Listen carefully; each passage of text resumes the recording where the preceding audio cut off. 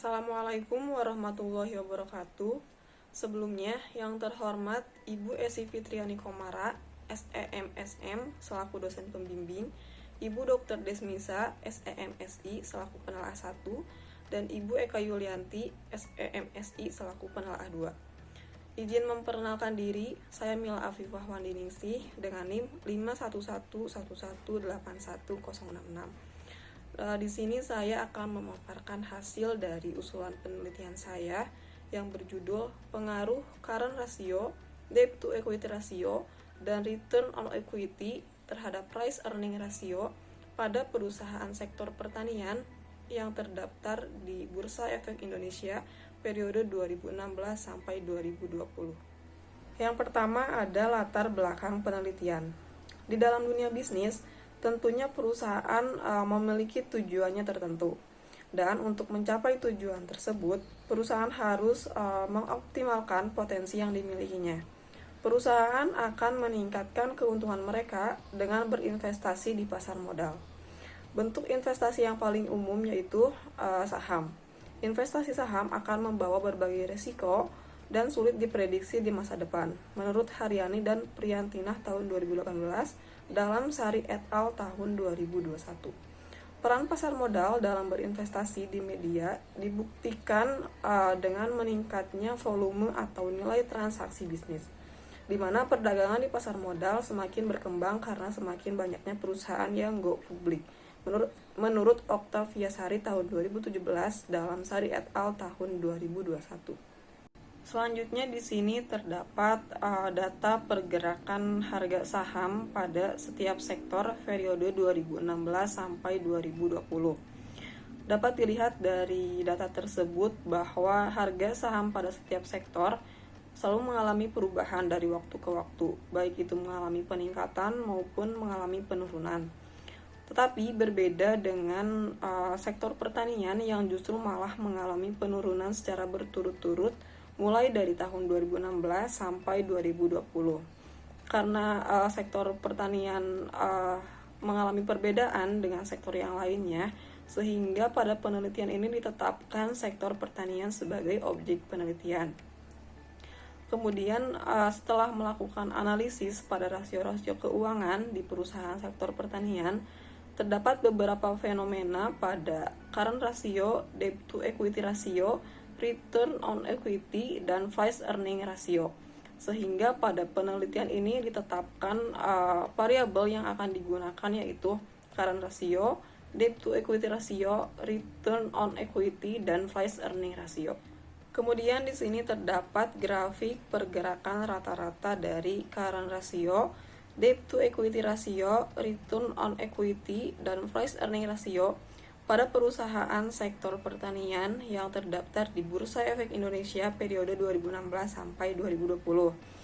Dapat dilihat dari grafik tersebut bahwa rata-rata current ratio dan price earning ratio tahun 2017 menunjukkan arah yang berlawanan, yang artinya ketika current ratio mengalami kenaikan, tetapi price earning ratio justru mengalami penurunan. Sama halnya di tahun 2019, di mana ketika current ratio mengalami penurunan, tetapi price earning ratio justru mengalami kenaikan. Hal tersebut tidak sesuai dengan teori yang menyatakan bahwa semakin tinggi current ratio, maka semakin besar kemampuan perusahaan untuk memenuhi kewajiban jangka pendeknya, yang berarti semakin tinggi nilai current ratio, maka akan semakin tinggi juga nilai price earning ratio ataupun sebaliknya. Kemudian pada rata-rata debt to equity ratio dan rata-rata price earning ratio tahun 2017 menunjukkan bahwa debt to equity mengalami penurunan yang diikuti oleh turunnya price earning ratio. Begitu juga pada tahun 2018 dan 2019, di mana ketika debt to equity naik diikuti oleh naiknya price earning ratio. Kondisi tersebut tidak sesuai dengan teori yang menyebutkan bahwa ketika debt to equity ratio mengalami kenaikan, maka price earning ratio akan mengalami penurunan, begitupun sebaliknya. Selanjutnya, pada return on equity tahun 2020 menunjukkan rata-rata return on equity mengalami kenaikan, tetapi tidak dengan price earning ratio yang justru malah mengalami penurunan. Hal tersebut tidak sesuai dengan teori yang menyebutkan bahwa semakin tinggi return on equity, maka semakin tinggi juga price earning ratio, ataupun sebaliknya. Kemudian di sini terdapat penelitian terdahulu, di mana pada variabel current ratio, menurut hasil penelitian dari Kurniawan et al. Tahun 2018 dan Sari et al. Tahun 2021 menyatakan bahwa current ratio berpengaruh terhadap price earning ratio. Tetapi berbeda dengan penelitian yang dilakukan oleh Susanto dan Marhamah tahun 2018 dan juga Yosefa et al. Tahun 2020 yang menyebutkan bahwa current ratio tidak berpengaruh terhadap price earning ratio.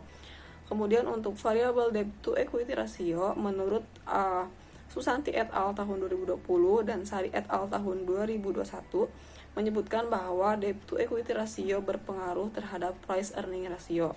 Tetapi berbeda dengan penelitian yang telah dilakukan oleh Kurniawan et al. Tahun 2020 dan Utomo et al. Tahun 2016 yang menyebutkan bahwa debt to equity ratio tidak berpengaruh terhadap price earning ratio.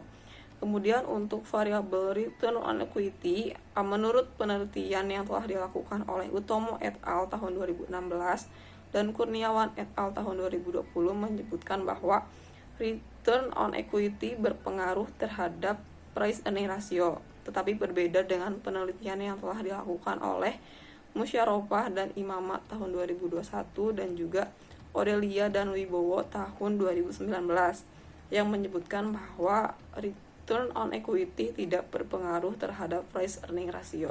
Identifikasi masalah pada penelitian ini yaitu yang pertama, bagaimana kondisi current ratio, debt to equity ratio, return on equity, dan price earning ratio pada perusahaan sektor pertanian yang terdaftar di Bursa Efek Indonesia periode 2016 sampai 2020. Yang kedua, apakah current ratio berpengaruh terhadap price earning ratio pada perusahaan sektor pertanian yang terdaftar di Bursa Efek Indonesia periode 2016 sampai 2020. Yang ketiga, apakah debt to equity ratio berpengaruh terhadap price earning ratio pada perusahaan sektor pertanian yang terdaftar di Bursa Efek Indonesia periode 2016 sampai 2020. Yang keempat, apakah return on equity berpengaruh terhadap price earning ratio pada perusahaan sektor pertanian yang terdaftar di Bursa Efek Indonesia periode 2016 sampai 2020.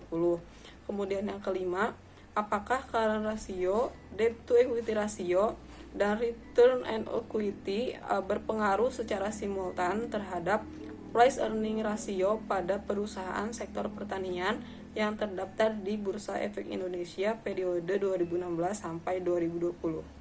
Selanjutnya, maksud dan tujuan penelitian. Yang pertama, maksud penelitian. Penelitian ini dilakukan dengan maksud untuk menganalisis pengaruh current ratio, debt to equity ratio, return on equity terhadap price earning ratio pada perusahaan sektor pertanian yang terdaftar di Bursa Efek Indonesia periode 2016 sampai 2020. Adapun tujuan dari penelitian ini mengacu kepada identifikasi masalah. Tujuan dari penelitian ini yaitu yang pertama, untuk mengetahui kondisi current ratio, debt to equity ratio, return on equity, dan price earning ratio pada perusahaan sektor pertanian yang terdaftar di Bursa Efek Indonesia periode 2016 sampai 2020. Yang kedua, untuk mengetahui pengaruh current ratio terhadap price earning ratio pada perusahaan sektor pertanian yang terdaftar di Bursa Efek Indonesia periode 2016 sampai 2020. Yang ketiga, untuk mengetahui pengaruh debt to equity ratio terhadap price earning ratio pada perusahaan sektor pertanian yang terdaftar di Bursa Efek Indonesia periode 2016 sampai 2020. Yang keempat, untuk mengetahui pengaruh return on equity terhadap price earning ratio pada perusahaan sektor pertanian yang terdaftar di Bursa Efek Indonesia periode 2016 sampai 2020. Dan yang kelima, untuk mengetahui apakah current ratio, debt to equity ratio, dan return on equity berpengaruh secara simultan terhadap price earning ratio pada perusahaan sektor pertanian yang terdaftar di Bursa Efek Indonesia periode 2016 sampai 2020. Kegunaan penelitian. Terdapat dua kegunaan pada penelitian ini, yaitu kegunaan akademis dan kegunaan praktis. Untuk kegunaan akademis, hasil penelitian ini diharapkan dapat memberikan manfaat dalam memberikan referensi bagi peneliti selanjutnya mengenai pengembangan pada ilmu pengetahuan di bidang manajemen keuangan, khususnya mengenai hubungan antara variabel current ratio, debt to equity ratio, return on equity, dan price earning ratio. Kemudian untuk kegunaan praktis, dengan adanya penelitian ini diharapkan dapat menambah informasi dan wawasan sehingga bisa dijadikan sebagai masukan maupun pertimbangan bagi para investor dalam mengambil keputusan untuk berinvestasi di pasar modal. Selanjutnya ada kerangka pemikiran. Yang pertama yaitu manajemen keuangan. Menurut Kasmir tahun 2010, manajemen keuangan adalah sebuah kegiatan untuk menghimpun dana sebagai biaya usaha sehingga tujuan bisnis dapat tercapai dan aset dapat digunakan secara efektif dan efisien. Menurut Sutrisno tahun 2017, fungsi manajemen keuangan terdiri dari keputusan utama, yaitu keputusan investasi, keputusan pendanaan, dan keputusan dividen. Terdapat dua metode ketika akan menganalisis harga saham di pasar modal, yaitu analisis teknikal dan analisis fundamental. Pada penelitian ini, metode yang digunakan adalah analisis fundamental. Analisis fundamental adalah metode analisis saham yang berfokus pada berbagai faktor seperti kinerja perusahaan, persaingan usaha, industri, dan kondisi ekonomi makro dan mikro. Laporan keuangan adalah catatan informasi keuangan perusahaan selama periode pelaporan yang dapat digunakan untuk menggambarkan hasil operasi perusahaan. Rasio keuangan adalah alat untuk menganalisis dan mengukur kinerja suatu perusahaan dengan menggunakan parameter kondisi keuangan atau data perusahaan. Kemudian current ratio. Current ratio adalah ukuran kemampuan perusahaan untuk membayar hutang jangka pendek dengan menggunakan seluruh aset yang tersedia, menurut Kurniawan et al. Tahun 2020. Kemudian debt to equity ratio. Debt to equity ratio digunakan untuk mengukur kemampuan perusahaan untuk membayar kembali semua hutangnya dengan ekuitas yang ada. Kemudian return on equity menurut Kurniawan et al. Tahun 2020 merupakan rasio untuk mengukur seberapa besar kontribusi modal untuk menghasilkan laba bersih. Kemudian price earning ratio. Price earning ratio adalah perbandingan harga saham dan laba bersih suatu perusahaan, yaitu membandingkan harga saham emiten dengan laba bersih yang dihasilkan emiten tersebut pada tahun tersebut menurut Pitaloka tahun 2017. Berdasarkan kerangka pemikiran yang telah dijelaskan sebelumnya, maka dapat digambarkan paradigma penelitian sebagai berikut. Berdasarkan paradigma tersebut, maka hipotesis yang akan diuji kebenarannya adalah H1 yaitu current ratio berpengaruh positif terhadap price earning ratio. H2 debt to equity ratio berpengaruh negatif terhadap price earning ratio. H3 return on equity berpengaruh positif terhadap price earning ratio. H4 current ratio, debt to equity ratio, dan return on equity berpengaruh secara simultan terhadap price earning ratio. Selanjutnya metode penelitian. Pada penelitian ini, metode yang digunakan adalah metode penelitian kuantitatif. Menurut Sugiono tahun 2017, metode penelitian kuantitatif didasarkan pada filosofi positif dan digunakan untuk memeriksa populasi atau sampel tertentu, mengumpulkan data dengan menggunakan alat penelitian, dan menganalisis data yang bersifat kuantitatif dengan tujuan menguji hipotesis yang akan ditetapkan. Metode kuantitatif yang digunakan dalam penelitian ini yaitu deskriptif dan asosiatif. Menurut Sugiono tahun 2017, metode deskriptif adalah metode yang berfungsi untuk mendeskripsikan pada objek yang diteliti melalui data atau sampel yang ada, tanpa melakukan analisis dan membuat kesimpulan yang berlaku umum. Metode asosiatif menurut Sugiono tahun 2017 adalah suatu metode penelitian yang bertujuan untuk mengidentifikasi hubungan sebab akibat antar variabel melalui uji statistik yang akan membuktikan bahwa suatu hipotesis telah ditolak atau diterima. Selanjutnya, populasi dan sampel. Populasi dalam penelitian ini yaitu perusahaan sektor pertanian yang terdaftar di Bursa Efek Indonesia periode 2016 sampai 2020. Terdapat 27 perusahaan yang ada di sektor pertanian. Kemudian sampel dalam penelitian ini diperoleh menggunakan teknik purposive sampling yang diambil dengan kriteria-kriteria tertentu. Berdasarkan kriteria tersebut, terdapat 21 sampel perusahaan yang akan diteliti. Kemudian jenis dan sumber data. Penelitian ini menggunakan jenis data panel. Data panel merupakan teknik regresi yang menggabungkan antara time series dan cross section. Kemudian sumber data yang digunakan adalah data sekunder, di mana data sekunder adalah sumber data yang tidak diperoleh langsung tetapi diperoleh dari pihak lain. Data sekunder umumnya berupa bukti, catatan atau laporan historis yang tersusun dalam arsip. Data sekunder yang digunakan dalam penelitian ini adalah laporan keuangan tahunan yang diperoleh dengan mengumpulkan data historis yang bersumber dari Indonesia Stock Exchange atau Bursa Efek Indonesia. Kemudian teknik pengumpulan data terdiri dari studi dokumentasi dan studi kepustakaan. Studi ini dilakukan dengan cara mempelajari dokumen-dokumen yang relevan dengan penelitian. Dokumen yang digunakan dalam penelitian ini yaitu laporan keuangan yang diperoleh dari situs Bursa Efek Indonesia. Kemudian pada studi kepustakaan, studi ini dilakukan dengan mempelajari dan mengkaji literatur yang didapat seperti dari buku, jurnal, berita, maupun yang lainnya yang berkaitan dengan penelitian. Selanjutnya, teknik pengolahan data. Yang pertama itu pemeriksaan data, yaitu dengan cara melakukan pemeriksaan dan meneliti catatan-catatan yang telah didapatkan dan mengetahui apakah catatan tersebut bisa digunakan dengan baik atau tidak. Yang kedua itu tabulating.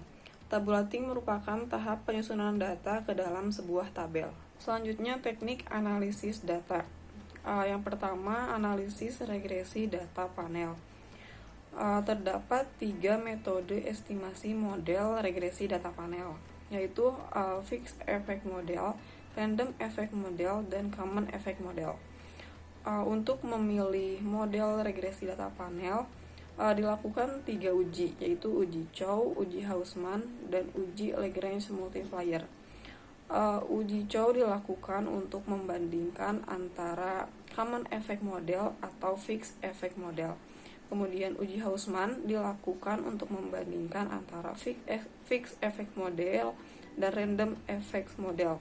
Kemudian uji LM dilakukan untuk membandingkan antara common effect model dan atau random effect model. Yang kedua itu uji asumsi klasik. Uji asumsi klasik terdiri dari uji normalitas, uji multikolinearitas, uji heteroskedastisitas, dan uji autokorelasi. Setelah melewati uji asumsi klasik, maka selanjutnya dilakukan pengujian hipotesis. Tujuan dilakukan pengujian hipotesis yaitu untuk mengetahui pengaruh variabel independen terhadap variabel dependen secara parsial maupun simultan. Kemudian yang pertama yaitu uji parsial atau uji T. Uji T merupakan uji yang digunakan untuk menguji pengaruh masing-masing variabel independen atau variabel bebas terhadap variabel dependen atau variabel terikat. Kemudian yang kedua uji simultan atau uji F. Pada dasarnya uji simultan dilakukan untuk mengetahui apakah variabel bebas mempunyai pengaruh secara bersama-sama terhadap variabel terikat. Kemudian yang ketiga yaitu koefisien determinasi. Koefisien determinasi dilakukan untuk mengetahui kesesuaian antara nilai dugaan atau regresi atau garis regresi dengan data sampel.